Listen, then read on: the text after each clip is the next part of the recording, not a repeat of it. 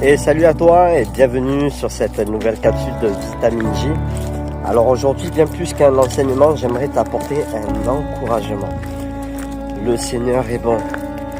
J'avais cette phrase depuis des années que j'avais écrite sur ma Bible alors que le Seigneur m'avait encouragé dans une période de désert.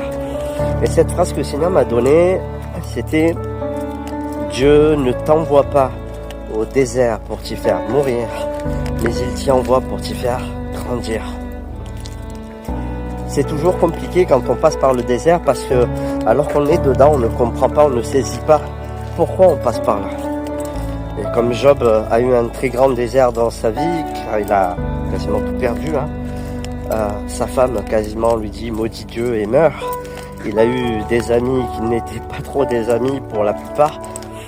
Et parfois on passe par ces temps de désert et on se dit « mais je comprends pas ». Je vous invite à lire les Écritures souvent et vous remémorer l'histoire de chaque homme et de chaque femme de Dieu pour voir à quel moment Dieu a laissé tomber ne serait-ce qu'une seule personne. À quel moment Dieu a laissé tomber une seule personne. Vous ne trouverez aucune personne pour laquelle la fidélité de Dieu a cessé, pour laquelle le cœur de Dieu a cessé de battre. Jamais.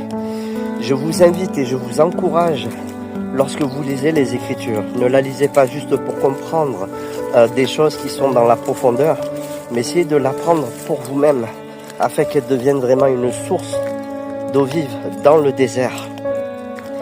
Jésus est le rocher de Dieu, frappé du Père.